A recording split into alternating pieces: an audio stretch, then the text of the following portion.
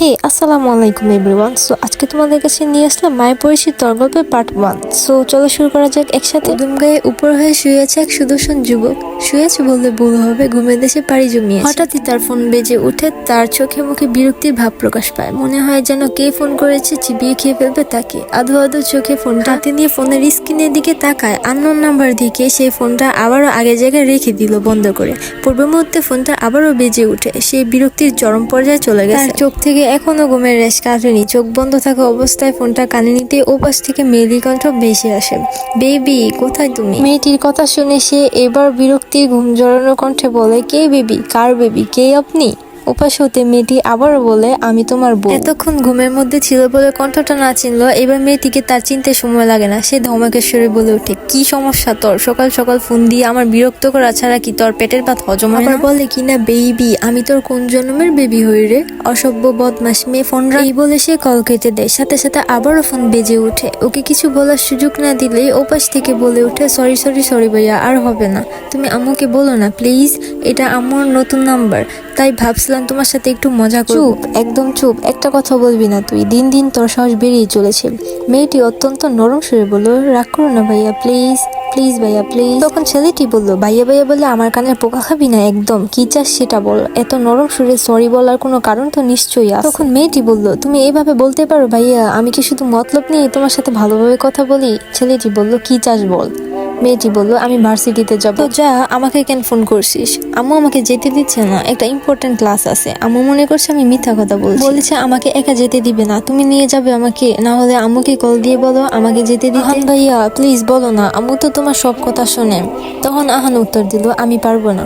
এই বলে কল কেটে দেয়। ওইদিকে ফোনটা বিছানার উপরে রেখে গুনগুন করে গান গাইতে গাইতে ওয়াশরুমে যায় মেহেরিন। মেহেরিন ওয়াশরুম থেকে বের হয়ে গুনগুন করে গান গাইতে গাইতে রেডি হতে থাকে।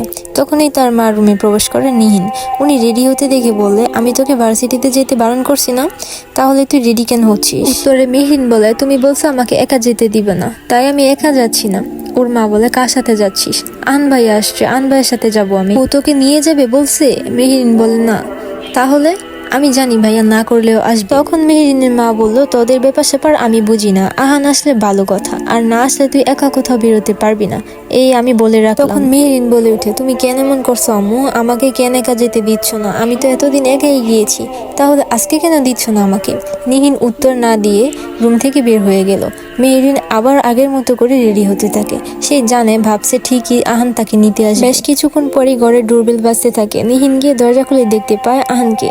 নিহিন বলে, আহান তুই আসছিস? ঘরে প্রবেশ করতেই বলে, হ্যাঁ ফুপ্পি, আমি না আসলে দেখা যাবে তোমার মেয়ে একা একাই চলে গেছে।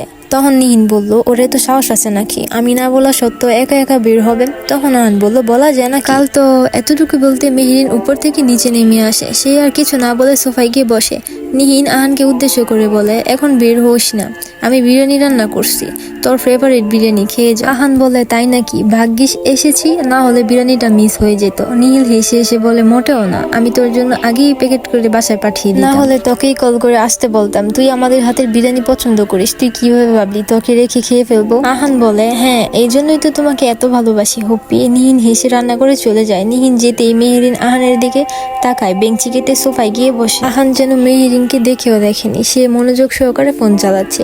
এবার মেহেরিন আহানের উপর থেকে নিচ পর্যন্ত পরক্ষণ ঘুরতে থাকে। আহান পরনে একটি ছাই রঙের গ্যাজুয়াল শার্ট আর ব্ল্যাক প্যান্ট, হাতে একটি ব্ল্যাক ওয়াচ, চুলগুলো পিছনের সাইডে ব্রাশ করা। ফর্সা গায়ের ভালোই মানিয়েছে সবকিছু। অবশ্য সেই যাই পরে তাকে পারফেক্ট লাগে। আহান আর চোখে মেহেরিনের দিকে তাকিয়ে অন্যদিকে বেঞ্চি মেরে বলে, এভাবে তাকিয়েছিস কেন? আহান ফোন পকেটে রাখতে রাখতে মেহেরিনকে উদ্দেশ্য করে বলে, রেডি হয়ে তো বসে আছিস, তা ইম্পর্টেন্ট কি ক্লাস আছে যা হুপ্পির বারণ করা সত্ত্বেও তোর ভার্সিটিতে যেতে হবে? তখন মেহেরিন বলে, ইম্পর্টেন্ট ক্লাস? তাও আবার এই হিটলার স্যারের? ওনার মতো দাজ্জাল স্যার এই ভার্সিটিতে মনে হয় একটাও নেই। তুমি তো ভালো করে জানো কেউ ওনার ক্লাস মিস করার কথা ভাবতেই পারে না। তোরে আহান জানায়, বুঝলাম। তখন মেহেরিন বলে ওঠে, একটা সত্যি কথা বলো তো ভাইয়া, তুমি আম্মুকে গিয়ে কিছু বলছো তাই না? না হলে আম্মু হঠাৎ আমাকে ভার্সিটিতে যেতে দিচ্ছে না কেন? আহান মেহেরিনের কথা পাত্তা না করে রান্নাঘরের দিকে চলে যায়। এমন একটি ভাব করতে থাকে যেমন সে মেহেরিনের কথা শুনতেই পায়নি। মেহেরিন আহানের পিছে পিছে ছুটে যায়। আহান কি বিশ্বাস নেই, না বলে থাকলেও এখন গিয়ে বলে দিবে আম্মুকে সবকিছু।